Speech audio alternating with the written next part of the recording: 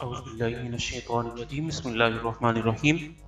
So, in this lecture, we will do the examples and sample problems of chapter number 3, which is the torsion chapter. So, अभी सबसे पहले हम examples करते हैं.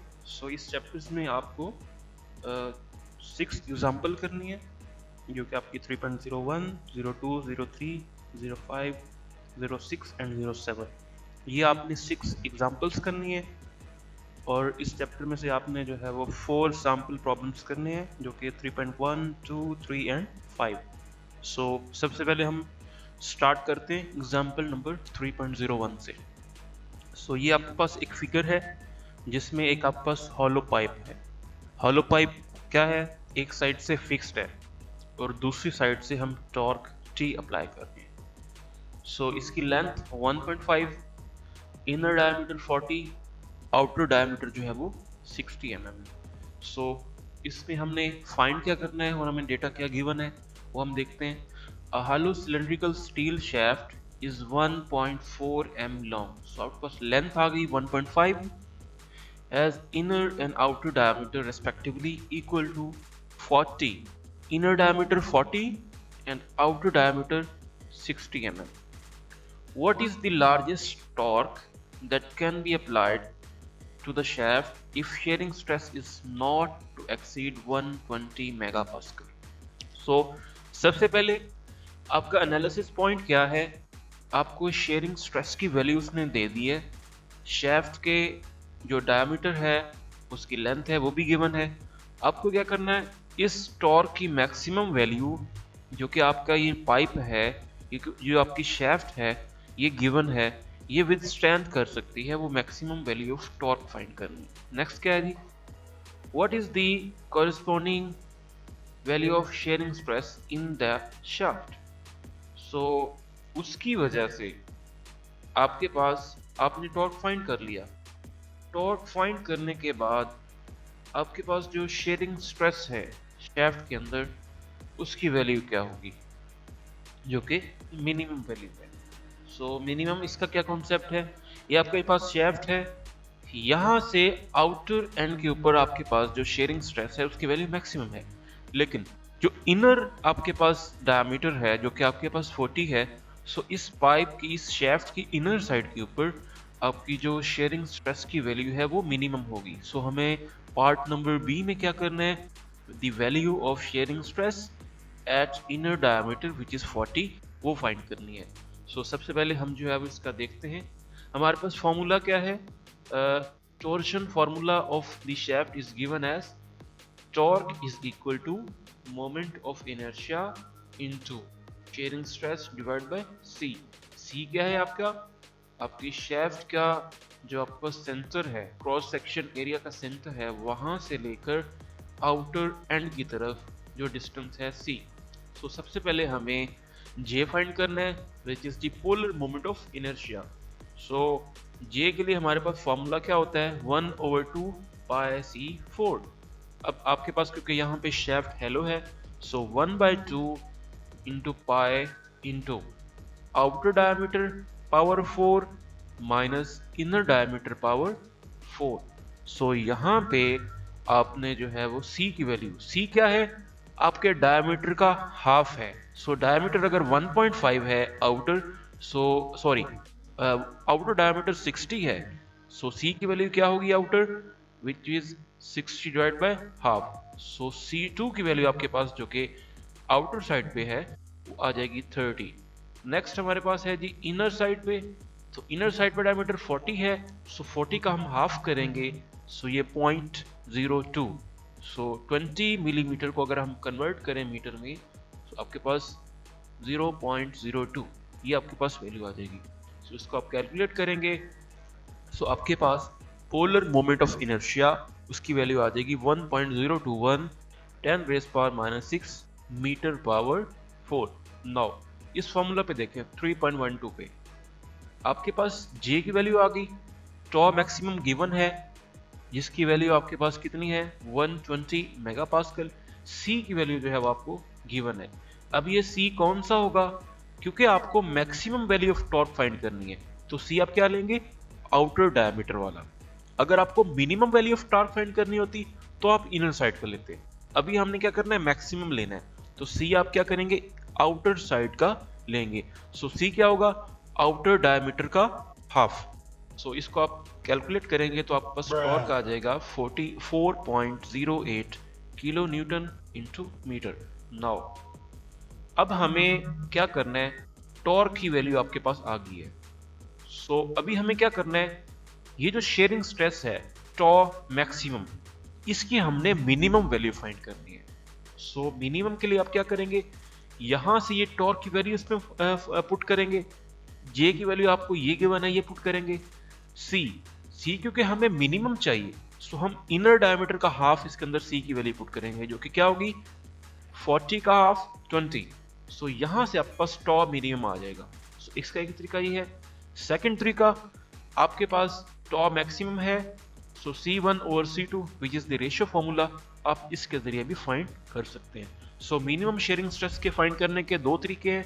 Number one, इस formula के जरिए T is equal to J tau minimum over C। तो टॉ मिनिमम में C क्या आएगा 0.02। और सेकंड तरीका, this ratio formula. So this was the example number 3.01. Now we are moving towards the example number 3.02. So इसमें आपको क्या करना है कि what torque should be applied to the end of example 3.01 to produce a twist angle of 2 degree. सो हमें बाकी जो इसकी वैल्यूज़ हैं वो एग्जाम्पल नंबर 3.01 वाली जो है वो फाइंड करनी है, और इसमें क्या करना है कि बाकी जो एग्जाम्पल है 3.01 वाली, सो कितनी टॉर्क आपकी होनी चाहिए कि एंगल ऑफ ट्विस्ट 2 डिग्री इसके अंदर प्रोड्यूस हो। सो हमारे पास जो नेक्स्ट वैल्यू उसको गिवन है G which is the modulus of rigidity, इसके 77 गीगापास्कल की वैल्यू उसने हमें दी हुई है। सो हमारे पास एंगल ऑफ ट्विस्ट के लिए जो फॉर्मूला है वो है T is equal to J G over L into angle of twist. So यहाँ पे आपके पास क्या चीज़ है, सिंपली आप जो है वो एंगल ऑफ ट्विस्ट जी आपके पास गिवन है, एल गिवन है, फाई।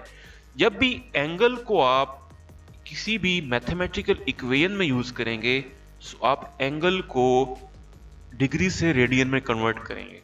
सो यहाँ पे आपके पास एंगल डिग्री में गिवन है विच इज 2 डिग्री। सो इसको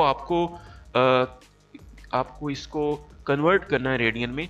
सो उसका फॉर्मूला क्या होता है, pi radian is equal to 180 degree. कितना है, pi radian is equal to 180 degree. So 2 pi radian कितना आ जाएगा 380 डिग्री। सो यहाँ से आप जो है उसका फॉर्मूला पुट करेंगे, सो आपके पास जो है वो रेडियन में ये इस तरह आपके पास वैल्यू आ जाएगी। सो नाउ अब आपके पास जो है वो इस फॉर्मूला के अंदर देखें, सो जे भी गिवन है, हमने प्रीवियस जो है एग्जांपल नंबर 3.01 से लेना है, जी भी गिवन है, लेंथ ऑफ द शाफ्ट भी गिवन थी आपकी एग्जांपल नंबर 3.01 में, और टॉर्क भी आपको गिवन था। सो आप जो है वो एंगल ऑफ ट्विस्ट भी आपको गिवन है। सो टॉर्क की वैल्यू हमें फाइंड करनी है जो कि आपका 2 डिग्री एंगल ऑफ ट्विस्ट जो है वो उसका कॉज कर सके। सो आप इसमें पुट करेंगे तो फाइनली आपके पास टॉर्क आ जाएगा 1.829 किलो न्यूटन मीटर। सो अगर आप शाफ्ट जो कि एग्जांपल नंबर 3.01 में गिवन है उसके ऊपर इतनी टॉर्क की वैल्यू अप्लाई करेंगे, सो आपके पास जो एंगल ऑफ ट्विस्ट है वो 2 डिग्री आएगा। So now we are moving the example number 3.03। So इसमें हम देखते हैं कि हमें क्या फाइंड करना है, what angle of twist will create a shearing stress of 70 megapascal. So हमें यहाँ पे एंगल ऑफ ट्विस्ट फाइंड करना है जो कि शेयरिंग स्ट्रेस उसके अंदर 70 मेगापास्कल जो है वो क्रिएट करे। So on the inner surface of hollow shaft. So again आप ये चीज जहन में रखें, वहां पे सरफेसेस दो हैं, एक आउटर डायमीटर की सरफेस और एक इनर डायमीटर की सरफेस। सो ये जो आपके पास शेयरिंग स्ट्रेस गिवन है ये इनर डायमीटर के ऊपर है। सो आपको जो C की वैल्यू यूज करनी है वो भी इनर डायमीटर वाली है। सो इसमें अब आपके पास again hollow steel shaft of example number 3.01 and 3.02। So अब आपको जो वैल्यूज हैं जो भी आपको चाहिए होंगी 3.01 से या 3.02 से, दोनों वैल्यूज आपने यूज करनी है। सो आपको एग्जाम में ये वैल्यूज जो है वो गिवन होगी। So the method of attack for solving this problem that first comes to mind is to use equation number 3.10।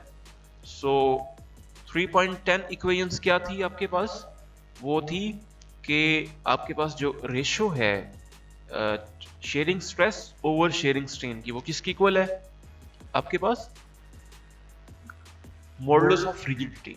सो क्या करेंगे आपके पास यहाँ पे, सबसे पहले आप मिनिमम शेयरिंग स्ट्रेन जो है वो यूज करेंगे। सो ये फॉर्मूला मिनिमम शेयरिंग स्ट्रेन का क्या है?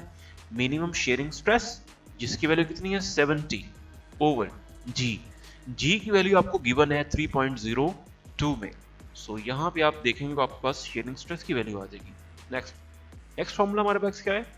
Angle of twist is equal to L gamma over C1 क्या है? इनर साइड के ऊपर जो आपका डायमीटर का हाफ है। सो लेंथ गिवन है दिस वन, गामा मिनिमम हमने कैलकुलेट किया विच is the sharing strain, C1 which is the inner diameter का हाफ। सो यहाँ पे आपके पास 68.2 इंटू 10⁻³ रेडियन में आपके पास आंसर आया है। सो जब भी आप एंगल को मैथमेटिकल इक्वेशन में यूज करेंगे सो वहां पे आपके पास जो आंसर आएगा वो रेडियन में आएगा। तो इस रेडियन को आप फाइनली कन्वर्ट कर लें इसमें डिग्री में। सो ये आपके पास 360/2 पाई इंटू दिस रेडियन। सो यहाँ पे अगर आप देखें लास्ट पे हमें डिग्री को कन्वर्ट करना था रेडियन में। सो क्या आया 2 पाई/360। अब हमें रेडियन को कन्वर्ट करना है डिग्री में। सो ये इनवर्स हो जाएगा 360/2 pi. So this one 360/2 pi into radian answer. So answer will be 3.91 degree. So आपको अगर आप 70 मेगापास्कल जो है वो उसमें शेयरिंग स्ट्रेस कब क्रिएट होगी? जब एंगल ऑफ ट्विस्ट जो है वो 3.91 जो है वो आपके पास डिग्री की फॉर्म में आ जाएगा।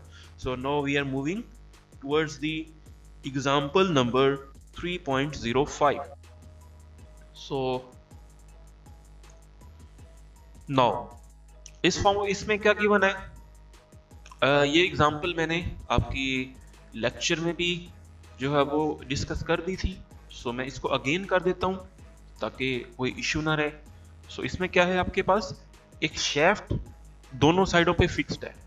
ये आपके पास पॉइंट ए के ऊपर सपोर्ट है, पॉइंट बी के ऊपर सपोर्ट है और दोनों साइडों पे शाफ्ट जो है वो फिक्स्ड है। सेंटर के ऊपर आपने इसके ऊपर टॉर्क 90 पाउंड फीट, ये इंग्लिश यूनिट में आपके पास इसमें जो है वो वैल्यूज गिवन है। So be careful, also keep in mind the conversion between the English units and the metric units. So इसकी सेंटर में total length 5 inch 5 inch 10 inch है।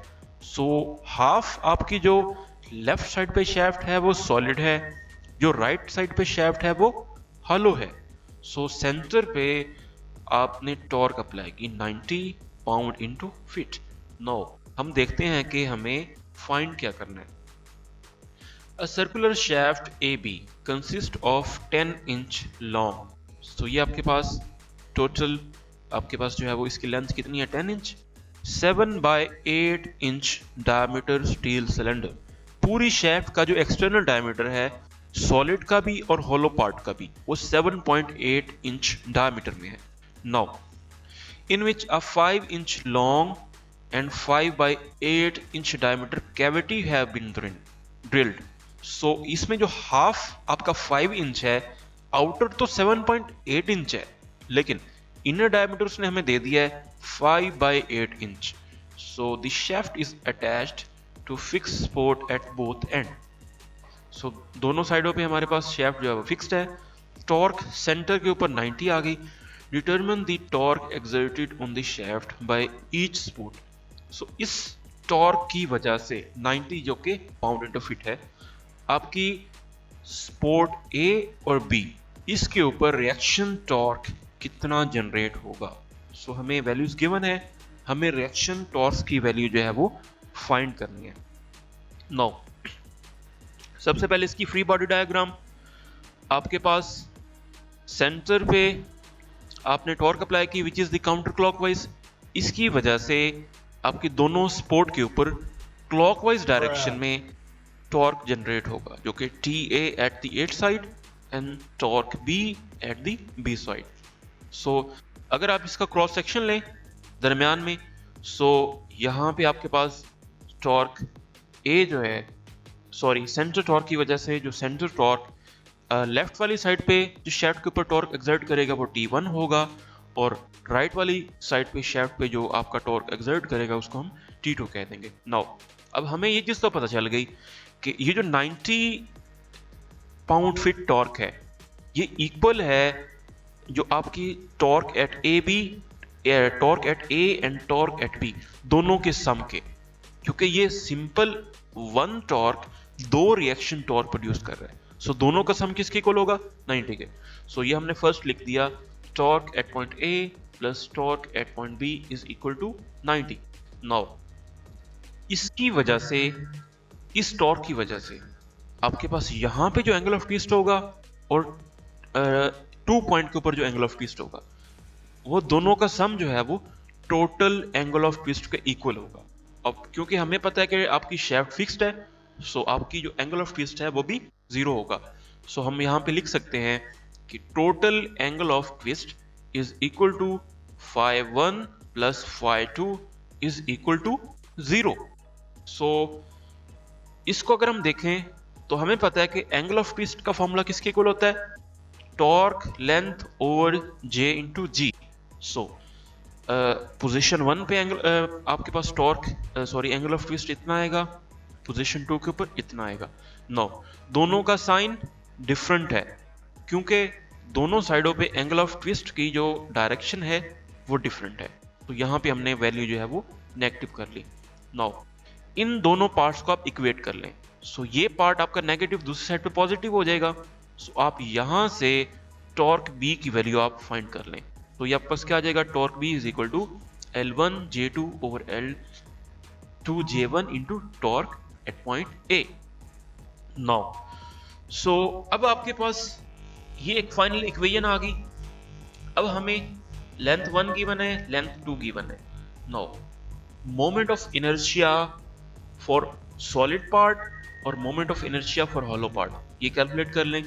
नाउ अब हमारे पास ये फाइनल इक्वेशन जब आप इसको पुट करेंगे ये आ जाएगी, torque B is equal to 0.740 into torque ए।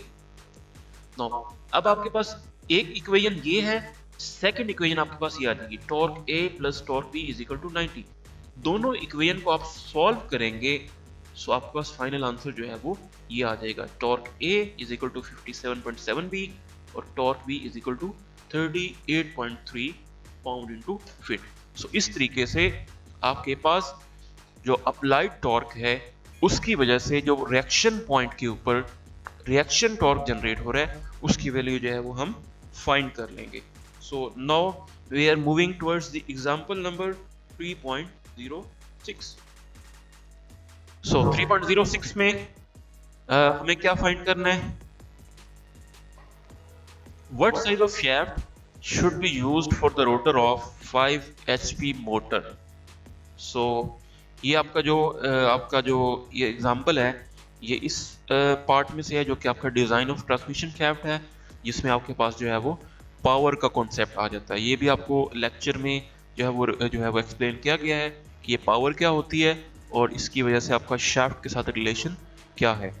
सो सबसे पहले हमें क्या गिवन है कि आपके पास कितनी torque, sorry what size of shaft, shaft का डायमीटर क्या होना चाहिए कि आपके पास अगर जो टॉर्क है 5 HP और उसकी जो स्पीड है वो 3600 RPM, उसके ऊपर उसने रोटेट करना है, और शेयरिंग स्ट्रेस भी आपके पास जो गिवन है वो आपके पास 8500 PSI है।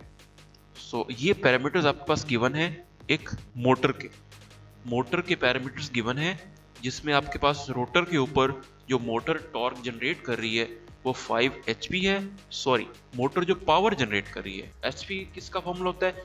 HP हम कहते हैं हॉर्स पावर। सो HP क्या है? पावर का फॉर्मूला है। सो मोटर क्या कर रही है? 5 HP पावर जनरेट कर रही है। मोटर की जो RPM है, जितने RPM पे उसको रोटेट करना है, वो आपके पास 3600 रेवोल्यूशन पर मिनट है। RPM क्या होता है? रेवोल्यूशन पर मिनट। सो जो शैफ्ट में शेयरिंग स्ट्रेस है वो आपके पास 8500 से ज़्यादा नहीं होनी चाहिए। सो शैफ्ट का साइज क्या होगा? सो हमें शैफ्ट का साइज जो है वो फाइंड करना है। सो हम क्या करेंगे? सबसे पहले पावर को हम कन्वर्ट करेंगे HP से आपके पास इंग्लिश यूनिट्स में। क्या आएगा आपके पास? 5, ये फॉर्मूला क्या होता है आपके पास? 1 HP is equal to 6600 inch into pound per second. So आपके पास पावर का फॉर्मूला क्या है? सॉरी, यूनिट्स क्या है? Inch pound per second. सो यहां से इस फॉर्मूला के जरिए आपके पास पावर कन्वर्ट हो जाएगी पाउंड इंच पर सेकेंड से। नाउ RPM से अब आपको फ्रीक्वेंसी फाइंड करनी है F। सो अगेन 3600 इंटू 1/60, यहां से आपके पास RPM आ जाएगी। सो टॉर्क का फॉर्मूला आपके पास कितना गिवन है? टॉर्क का फॉर्मूला है पावर ओवर 2 पाई F। सो पावर की वजह से कितनी टॉर्क एक्सर्ट होगी शैफ्ट के ऊपर, वो हम इस फॉर्मूला के जरिए फाइंड कर लेंगे। पावर इतनी आपके पास हमने कैलकुलेट की, 2 पाई F फ्रीक्वेंसी कैलकुलेट की। तो ये आपके पास 87.54 जो है वो आपके पास फाइनली जो है वो शैफ्ट की ऊपर जो टॉर्क एक्सर्ट हो रहा है वो वो आपके पास आ जाएगा। नेक्स्ट हमें फाइंड करना है कि डायमीटर क्या होगा। सो ये हमारे पास formula which is the torsion formula for the shaft, J over C is equal to T over tau maximum।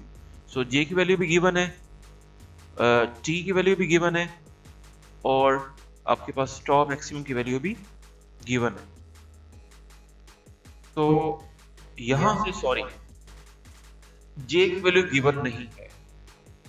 So J की वैल्यू क्या होती है वैसे? हाफ पाई C4। सो हाफ पाई C4 को जब आप C से डिवाइड करेंगे, सो ये क्या वैल्यू आ जाएगी? Half pi C3। So J over C is equal to T over tau maximum. So J की वैल्यू हमारे पास है हाफ पाई C4।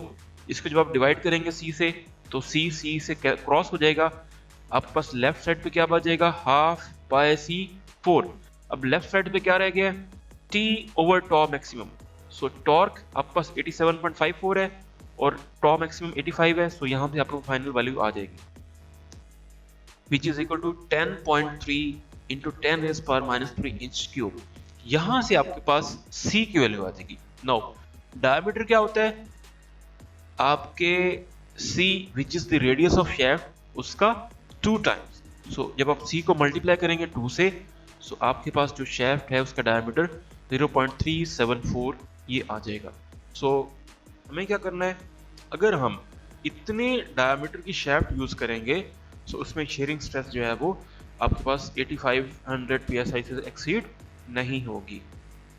सो नाउ लास्ट एग्जांपल नंबर 3.07। तो यहाँ पे हमें क्या करना है? A shaft consisting of a steel tube of 50 mm outer diameter. अब हमें शैफ्ट का साइज पता लग गया। So is to transmit 100 kilowatt power भी हमें पता लग गई है। Rotating at a frequency of 20 hertz, जो हमें रोटेशन है उसकी फ्रीक्वेंसी भी पता चलेगी 20 है। फाइंड क्या करना है? Determine the tube thickness which should be used if the shearing stress is not exceeded to 60 megapascal. So अब आपके पास जो शैफ्ट है उसकी थिकनेस आपको फाइंड करनी है। ये किस तरह होगा? आपके पास एक इनर डायमीटर आ जाएगा, एक आउटर डायमीटर आ जाएगा। शैफ्ट आपकी हॉलो है, इसी वजह से आपके पास जो थिकनेस है ट्यूब की वो आएगी, क्योंकि शैफ्ट हॉलो है। तो इस वजह से आपको ट्यूब की थिकनेस फाइंड करनी है। सो वो थिकनेस किस तरह आएगी? आप आउटर डायमीटर को इनर डायमीटर से जो है वो माइनस करेंगे, सो आपके पास जो है वो ट्यूब की थिकनेस आएगी। तो अभी हमें क्या करना है, सबसे पहले इनर डायमीटर फाइंड करना है और आउटर डायमीटर फाइंड करना है। सो जब दोनों चीज़ें फाइंड हो जाएंगी, हम दोनों को माइनस करेंगे, सो हमारे पास ट्यूब की थिकनेस आ जाएगी। सो सबसे पहले हम क्या करते हैं, हम टॉर्क फाइंड करने हैं आपके पास जो गिवन पैरामीटर्स हैं। सो हमारे पास पावर गिवन है, फ्रीक्वेंसी गिवन है, यहाँ से हमारे पास टॉर्क आ जाएगी। नाउ ये आपके पास मैक्सिमम टॉर्क गिवन है। मैक्सिमम टॉर्क कहाँ पे एग्जर्ट होती है, आउटर सरफेस पे। सो आउटर सरफेस के लिए हम क्या करते हैं, C2 यूज करते हैं। सो हमारे पास यहाँ पे जो फाइनल आपके पास क्या है, J/C2 is equal to T over tau maximum. Torque की वैल्यू गिवन है और शेयरिंग स्ट्रेस जो कि मैक्सिमम है उसकी वैल्यू भी गिवन है। सो आपके पास J/C2 इस रेशियो की वैल्यू क्या आ जाएगी, 13.26 इंटू 10⁻⁻6 मीटर क्यूब। नाउ अब आपके पास इनर साइड पे सॉरी यहां पे देखें J/C2, J की वैल्यू क्या होती है आपके पास for hollow shaft, π/2 C2 which is the related to inner diameter, उसकी पावर 4 माइनस C1 पावर 4। सो यहाँ पे जो बॉटम पे C2 है ये आपका C2 वैसे आ जाएगा। ये हमने J2 की वैल्यू J की वैल्यू पुट की है which is equal to π/2 into C2 power 4 minus C1 power 4। सो यहाँ से हम जब इसको जो है वो सॉल्व करेंगे, सो आपके पास जो है वो फाइनली इक्वेशन आ जाएगी C1, सो है वो उसकी फॉर्म में। नाउ आउटर डायमीटर हमें गिवन है विच इज 50, सो C2 हमें गिवन हो गया यहाँ पे, यहाँ से हम इनर डायमीटर C1 जो है वो फाइंड कर सकते हैं। सो अब हम क्या करेंगे, आउटर डायमीटर से हमने जो C1 इनर डायमीटर फाइंड किया है ये हम माइनस करेंगे, तो हमारे पास फाइनली जो है वो ट्यूब की थिकनेस आ जाएगी। सो 4.4, सो हम इसको राउंड अबाउट करते हैं तो हमारे पास 5 mm आता है। सो अगर आपके पास ट्यूब की थिकनेस 5 mm है, सो आपके पास जो शेयरिंग स्ट्रेस है वो 60 मेगापास्कल से एक्सीड नहीं करेगी। सो ये अभी हमने एग्जांपल्स कवर किए हैं, अभी हम मूव करते हैं सैंपल प्रॉब्लम्स की तरफ। सो ये हमारे पास सैंपल प्रॉब्लम नंबर 3.1। सो ये लेक्चर में भी जो है वो मैंने एक्सप्लेन किया हुआ है, सो अगेन मैं इसको जो है वो रिपीट कर देता हूँ। आपके पास ये शेफ्ट हैं जो कि नंबर ऑफ शेफ्ट हैं आपस में कनेक्टेड हैं, shaft AB, shaft BC and shaft CD। इनमें point A, B, C and D चारों पॉइंट्स के ऊपर मुख्तलिफ टॉर्क जो है उसकी वैल्यूज अप्लाई हुई है। किस तरह, A के ऊपर क्या है 6, B के ऊपर 14, C के ऊपर 26 एंड D के ऊपर 6। सो इनकी लेंथ भी गिवन है 0.9, 0.7, 0.5। Now shaft BC is hollow, ये आपके पास BC जो शेफ्ट है वो क्या होगी, हॉलो है। आउटर डायमीटर क्या है 120, सो ये गिवन है। इनर डायमीटर क्या है 90। अब ये आपके पास शेफ्ट BC जो है ये तो हॉलो है, लेकिन A और B ये शेफ्ट 1 और C और D शेफ्ट 2 ये दोनों शेफ्ट जो है वो आपका सॉलिड है और दोनों का डायमीटर सेम है विच इज D। सो अब आपके पास क्या करना है, मैक्सिमम और minimum shearing stress in shaft BC। Shaft BC के ऊपर जो आपके पास मिनिमम शेयरिंग स्ट्रेस है और maximum value of shearing stress है, इसको आपने फाइंड करना है। सो मिनिमम शेयरिंग स्ट्रेस कहां पे आएगी, इनर डायमीटर के ऊपर। मैक्सिमम शेयरिंग स्ट्रेस कहां पे जनरेट होगी, आउटर डायमीटर। नेक्स्ट आपको क्या करना है कि शेफ्ट AB और CD क्योंकि दोनों का डायमीटर सेम है, उनका आपने डायमीटर फाइंड करना है और शेयरिंग स्ट्रेस की वैल्यू 65 मेगापास्कल है, इससे एक्सीड नहीं होनी चाहिए। सो सबसे पहले हम क्या करते हैं, इसको सॉल्व करते हैं। सबसे पहले हमें तीनों शेफ्ट के ऊपर जो आपके पास रिएक्शन टॉर्क है हमें उसको फाइंड करना है।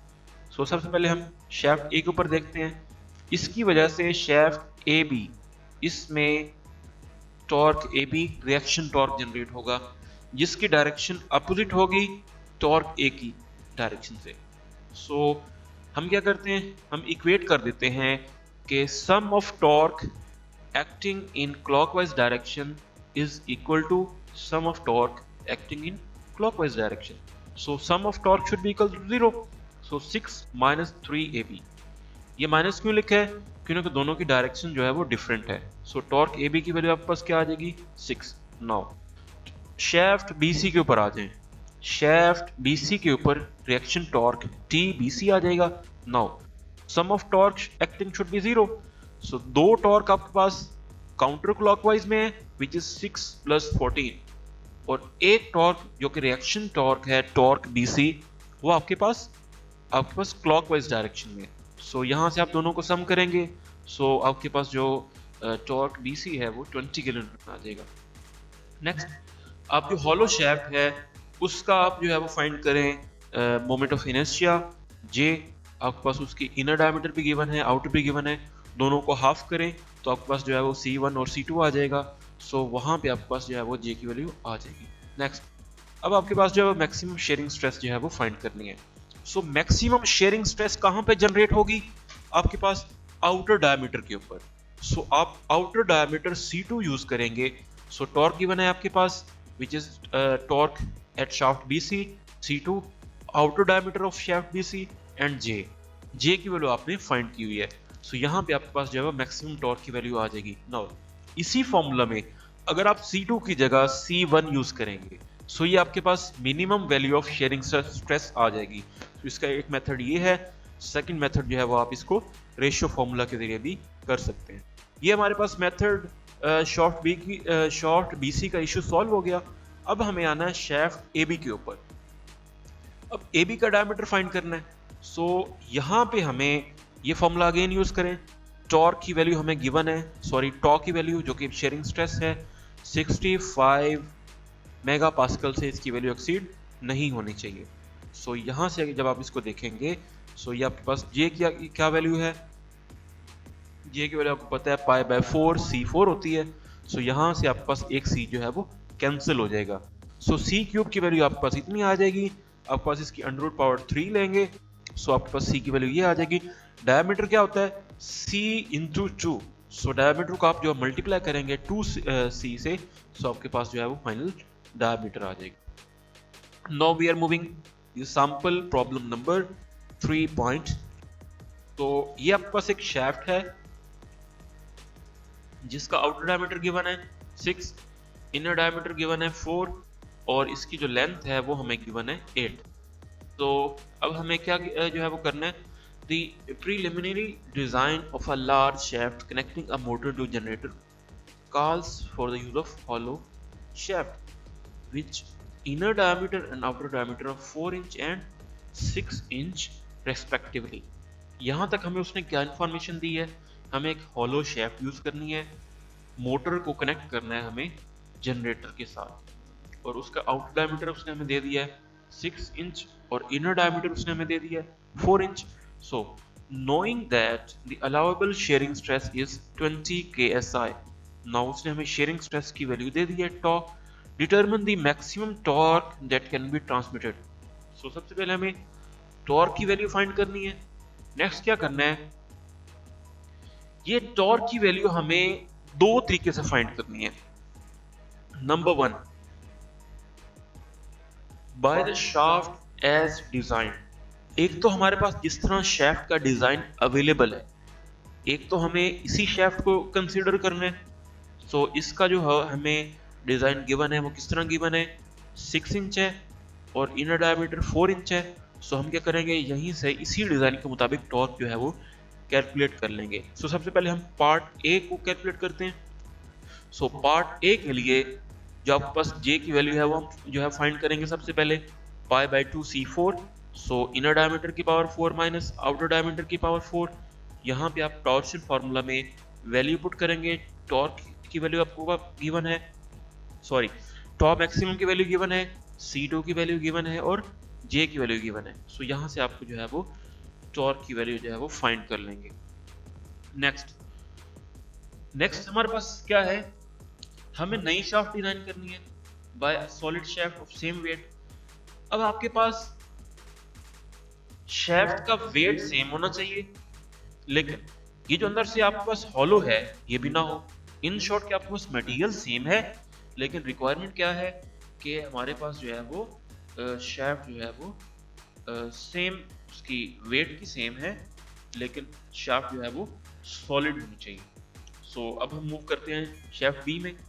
सो सबसे पहले for the shaft at design this solid shaft to have the same weight and length, the cross sectional area must be equal. So जब आपके पास उसका वेट सेम होना चाहिए और लेंथ जो है वो सेम होनी चाहिए, सो हमारे पास रिक्वायरमेंट क्या है कि दोनों का क्रॉस सेक्शनल एरिया जो है वो सेम होना चाहिए। सो आप जो है उसका क्रॉस सेक्शनल एरिया दोनों का क्या होता है, क्रॉस सेक्शनल एरिया क्या होता है, पाई आर स्क्वायर।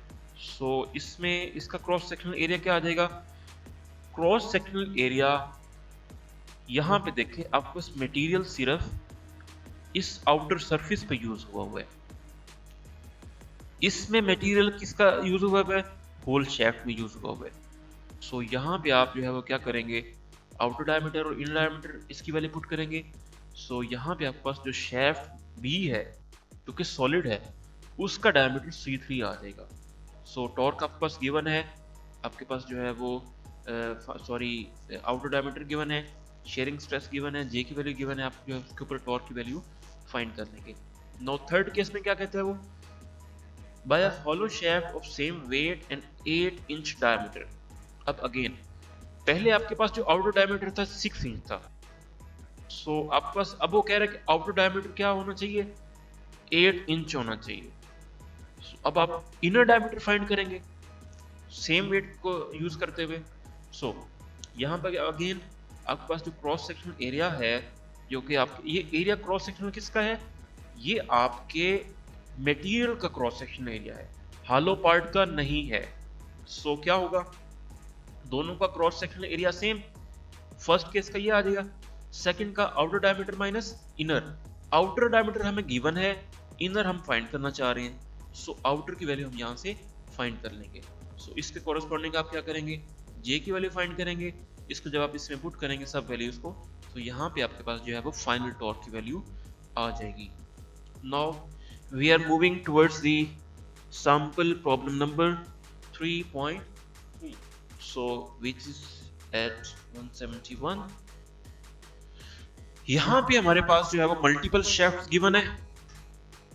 सो क्या है कि the horizontal shaft AD is attached to a fixed base at D।